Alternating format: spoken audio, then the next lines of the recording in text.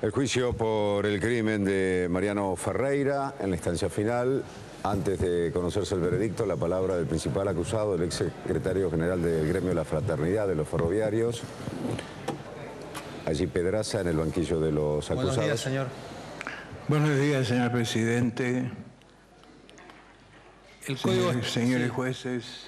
Está en uso la palabra. Adelante. Gracias. Señor presidente, señores jueces. No resulta fácil hacer uso de las últimas palabras que tenemos en este caso al finalizar el juicio, sabiendo que allí sobre la mesa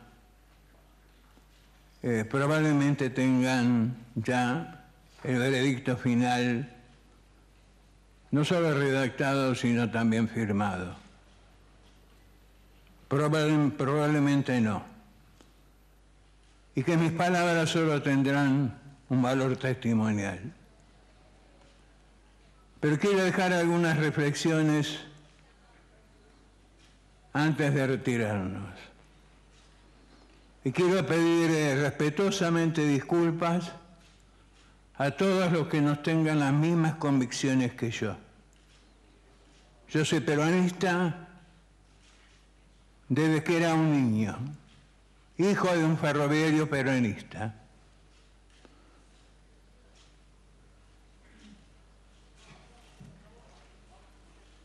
Y quiero recordar, con el solo mérito del dato histórico, sin ninguna intencionalidad política, ni ningún interés en lesionar el pensamiento de cada uno de ustedes. Hace 60 años aproximadamente, al calor de la lucha de la resistencia peronista por el retorno del general Perón a la patria y al poder, nace en un grupo de organizaciones sindicales absolutamente leales a Perón, mientras otras comenzaban a distanciarse de él, la decisión de identificarse con un solo color de listas en las elecciones de cada sindicato. Y eligen el color verde, que entre otros lo sigue usando Esmata, lo sigue usando ATE, los ferroviarios y otras organizaciones sindicales que no vienen al caso. 60 años de historias de la lista verde en casi 90 años de historia de la Unión Ferroviaria. Una historia jalonadas de glorias y de luchas. Allí en la Unión Ferroviaria, en el año 30, en su segundo piso nace la Confederación General del Trabajo. Y su primer secretario general es un ferroviario, Antonio Tramonti, entonces presidente de la Unión Ferroviaria. Funciona hasta que se divide, años después, en dos CGT, una historia que no es necesario que yo siga contando. Y hace 30 años que la lista verde, después de la vergonzosa derrota de los militares en Malvinas, estamos en la Unión Ferroviaria. En ese momento, compartiendo la conducción con otras listas, como la lista rosa de radicales y socialistas, la lista azul y la lista blanca, que expresaban otras ideas peronistas. Tardamos más de 2 años en poder normalizar definitivamente la Unión Ferroviaria. Y al calor de las urnas, a la verdad de las urnas, fue quedando la lista verde como única conducción del gremio. Es decir, hace 30 años aproximadamente, o 28, que la lista verde conduce a la Unión Ferroviaria. Jamás, en nuestros 30 años de historia, hemos registrado un hecho de violencia. Jamás hemos tenido ningún lastimado, ningún herido, a pesar de que hemos atravesado por numerosos enfrentamientos eleccionarios en distintas oportunidades, sin que se produjera ningún hecho que tuviéramos que lamentar. Tuvimos, sí, muchos compañeros que fueron víctimas de la adversidad política. Entre otros, casi 160 desaparecidos, de acuerdo a la investigación que realizó la organización. 160 desaparecidos, algunos de los cuales se ha podido identificar en los últimos años. Yo ingreso al ferrocarril en el año 64. Comienzo mi actividad sindical casi inmediatamente. En ese mismo año me afilié a la Unión Ferroviaria. Trabajé aquí cerca de Retiro, en la estación Saldías, en un taller que nosotros llamábamos desvío, de reparación de vagones, haciendo todo tipo de tareas que me mandaban a hacerlo. Hasta que hasta que mis parientes, casi todos ferroviarios, lograron que pasara a las oficinas. A las oficinas aquí, en este edificio, que llamábamos Maipú 4, donde funcionaba la Administración General del Ferrocarril Belgrano, cuyo busto se encontraba en la entrada principal sobre un pedestal de madera. Hace algunos años, tal vez 5, tal vez 6, recorrí sus pasillos. La oficina donde yo había trabajado estaba cerrada. Allí conocí a un compañero, Rafael. Éramos nada más que 3 en esa oficina y una jefa. Ese compañero, Rafael, comenzó también a interesarse en la militancia gremial, en la militancia política. Sus convicciones diferentes a las mías dividieron nuestros caminos. Él terminó integrando Montoneros y terminó siendo asesinado en Córdoba años después, y sus restos aparecieron identificados hace algunos pocos años. En 30 años de historia, ya sea en elecciones, ya sea frente a los numerosos cortes de vías que hemos sufrido en nuestra actividad desde prácticamente el año 2000, 2001, 2002, que fue el primero en la estación San Isidro, y como muchos de ustedes sabrán o recordarán, en casi todos los ferrocarriles, y sobre todo en Aedo, en el ferrocarril Sarmiento, hubo numerosos cortes de vías. Jamás un ferroviario fue a enfrentarse con otro en uno de esos cortes a tratar de impedirlo. El Roca se transformó poco a poco en la víctima de todos los cortes de vía que todas las organizaciones sociales registraban. Pocos recordarán, o pocos sabrán, de todas las oportunidades en que fueron cortadas las vías simplemente porque se cortaba la luz en una villa miseria.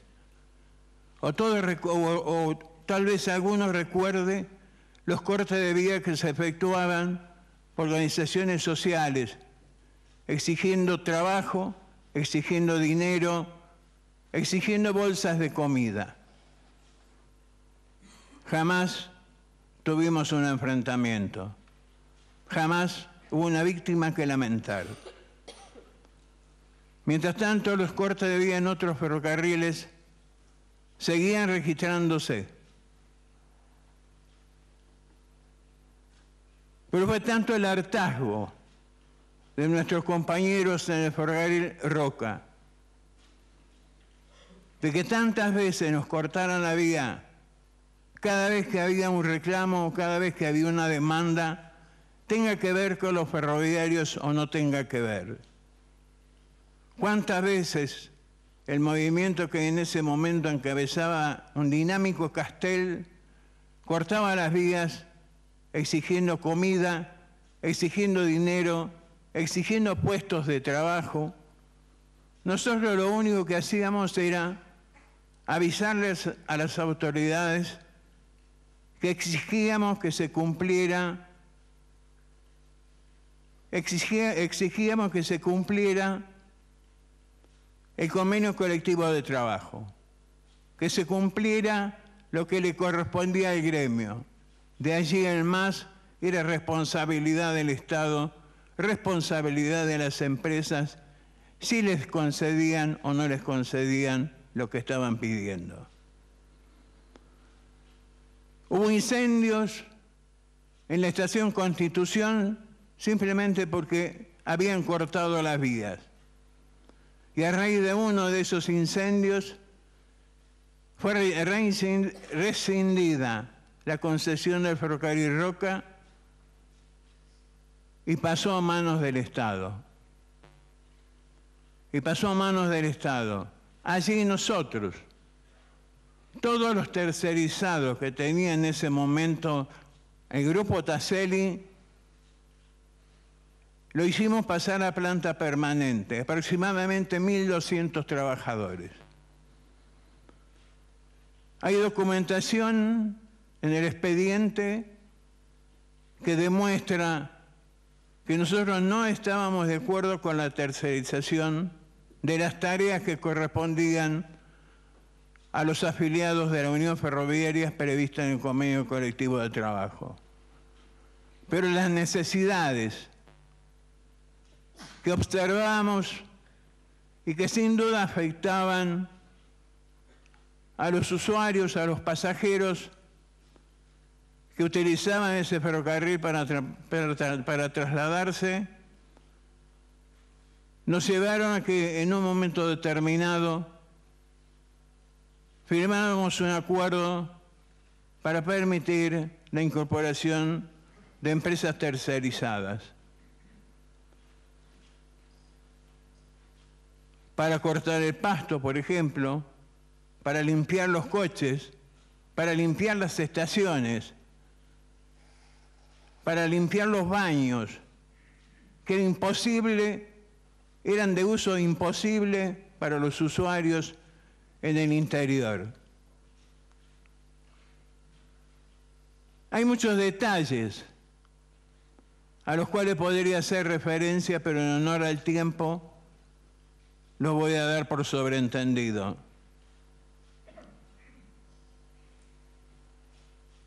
Jamás imaginábamos que iba a suceder un 20 de octubre del 2010, porque jamás fue la filosofía de la organización sindical enfrentar los cortes de vía, y mucho menos que tuviéramos como resultado una desgraciada víctima que nosotros hemos lamentado profundamente que se produjera.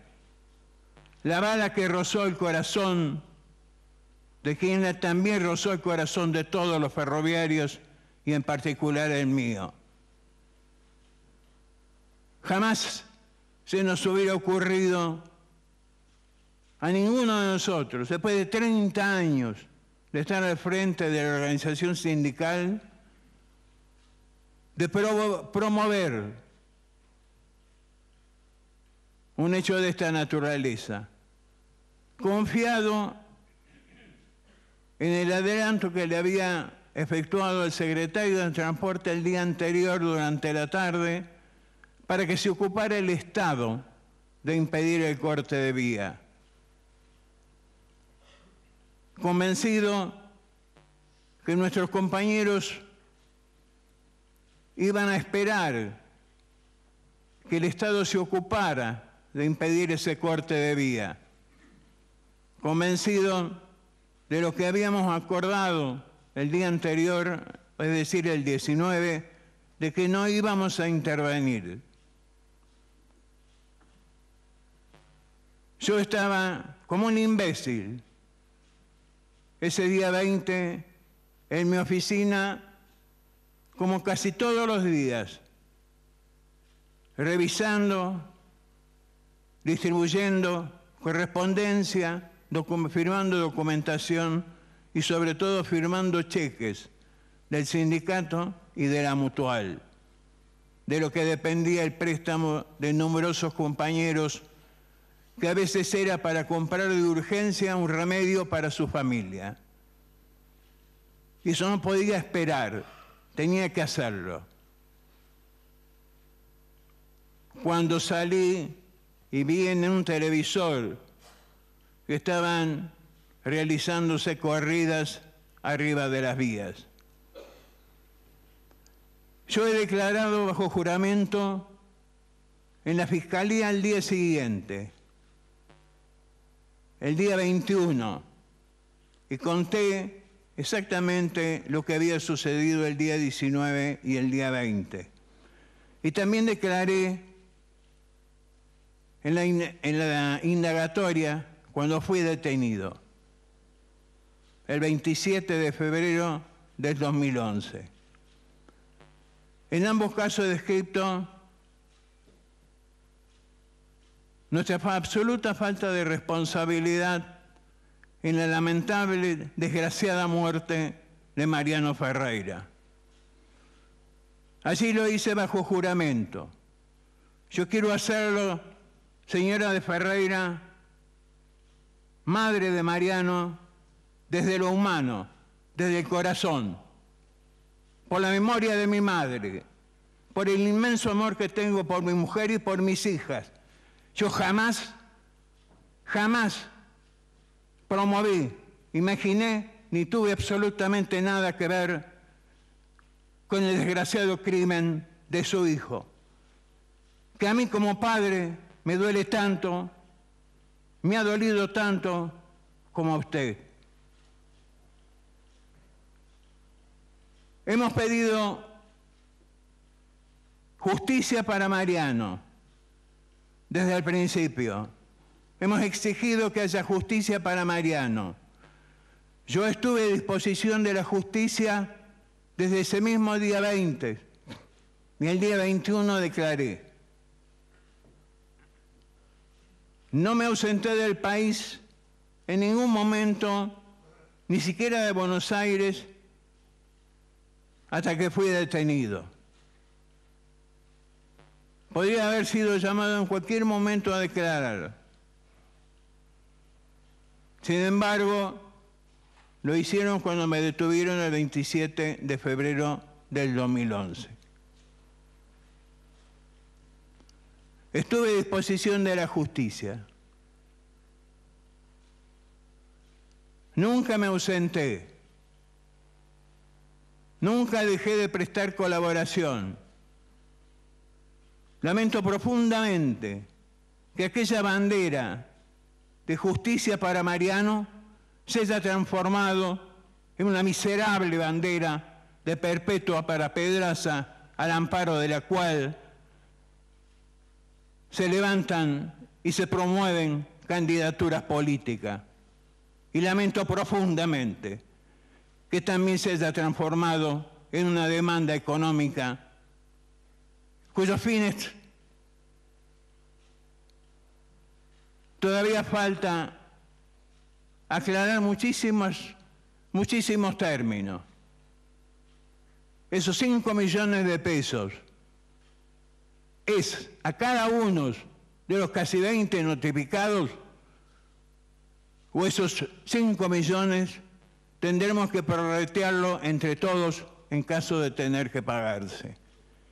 Suponemos que en la audiencia de conciliación tendremos mayores aclaraciones. No tengo ningún compromiso de confidencialidad.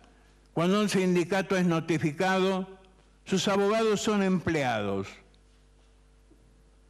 que tienen que consultar y pedir autorización y mandato a un secretariado nacional compuesto por 18 miembros, entre los cuales yo formaba parte y Fernández también. Y después informar de qué es lo que se ha tratado en esa audiencia. ¿Cómo no saberlo? ¿Cómo callarlo frente a semejante hecho? Es la vida de un joven la que se ha perdido. Es la vida de un joven. Por eso yo espero sinceramente que en el veredicto final, señores jueces, se refleje el derecho y la justicia, que no haya habido ningún tipo de interferencias, ni mediáticas ni políticas. Yo estoy absolutamente seguro de mi inocencia, pero sé de los riesgos políticos que corro y sé de los riesgos mediáticos que corro. Espero, señores jueces, que esto no haya modificado una sola coma de vuestra decisión, que como todo acto humano es falible. Por eso, señores jueces, señor presidente, señores jueces, lo deseo con todo el corazón y con toda mi conciencia, que Dios los haya iluminado en esta instancia. Muchas gracias, señores jueces. Señor Pedraza, una cuestión. El veredicto no está ni resuelto, ni impreso, ni firmado. Vuelva a su lugar. Gracias.